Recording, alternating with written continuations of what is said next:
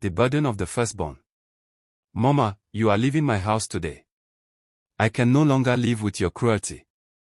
Kenechukwu, the woman snapped back, her voice sharp, I am your mother. I gave birth to you. I am not going anywhere. Mama, he repeated, his voice trembling, you are leaving today. She laughed bitterly. If I truly gave birth to you, you will regret this. That was how Kenechukwu sent his biological mother out of his house. Before you condemn him, listen to his story. A childhood stolen.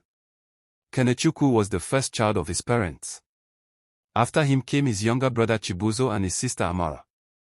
They lived in Umudora village, a quiet place where life was hard but family was meant to be everything. That illusion shattered when their father died.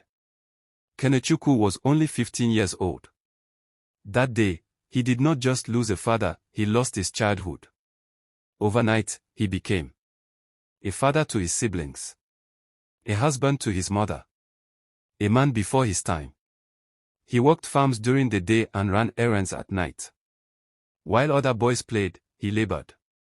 While others dreamed, he survived. Yet, gratitude never came. His siblings would say, "It's your responsibility. You're the first son." And his mother, who should have corrected them, never did. She always took their side.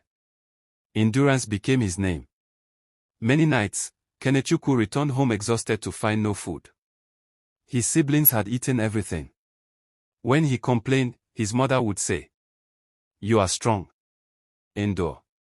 Leave food for the younger ones." That sentence followed him for years. He stopped complaining. He stopped explaining. He simply endured. At 17 he left Umudora for Onika City to learn carpentry. He slept on bare floors, ate once a day, and sent money home every month. Instead of relief, the demands increased. Mama needed a new wrapper. Chibuzo needed school fees. Amara wanted shoes. No one asked how he survived. Success without peace. Years later, Kenechukwu opened a small workshop and rented a bigger apartment in Obinogu town.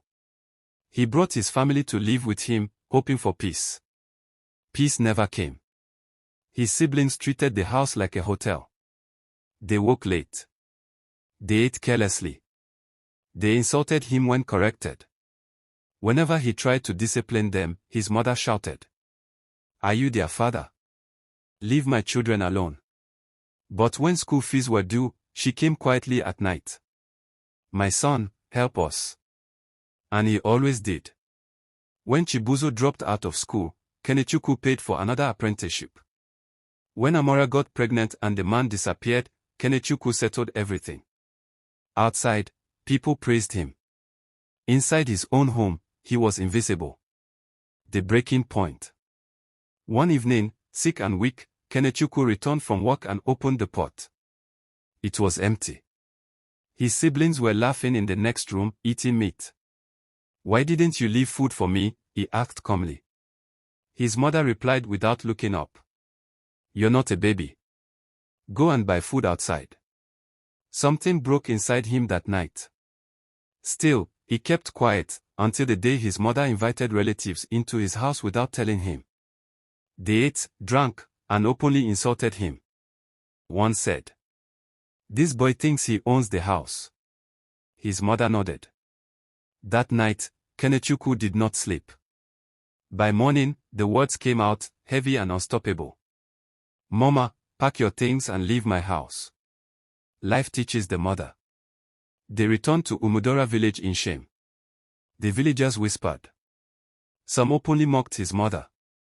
With no money, she worked on people's farms daily while her grown children sat idle. One evening, exhausted, she rested under a tree. Amara walked up and said, "Mama, we haven't eaten since morning. Can you stand up and cook?" "You know I can't cook." That was when it hit her. This was how Kenechukwu had lived. Coming home tired. Finding no food. Being told to endure. She cried silently. The journey of regret. One day, she collapsed on a farm. That night, Kenechukwu's face haunted her. Before dawn, she left the village alone and traveled to Obinogu town. She sat outside his locked gate all day, hungry, afraid.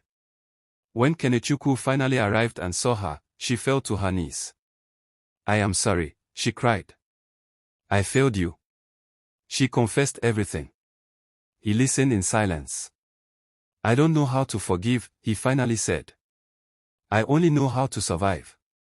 He did not send her away, but he did not welcome her inside. She slept outside the gate. Slow healing. Days passed. She swept. She cooked. She washed. No complaints. No entitlement. One day she told him, "I told your siblings I am not returning to the village. They must stand on their own." That night, something softened in him. He asked her to call them. When Chibuzo and Amara arrived, life had humbled them. They knelt and begged. Kenechukwu listened. Finally, he said, "I forgive you." But forgiveness came with truth. "This house almost destroyed me. You cannot live here." He rented them a small place and gave them roles. Everyone must work. No entitlement. Everyone must care for Mama. His mother agreed firmly. "I will not protect laziness again." Moral lessons. Being the eldest is not a license for abuse. Sacrifice without appreciation turns into pain. Parenthood without fairness destroys families. Forgiveness does not mean self-destruction. Love without boundaries can ruin what it tries to save. Because sometimes, healing only begins when truth is finally spoken. Thanks for watching. Please like, share and subscribe to my YouTube channel. See you in my next story.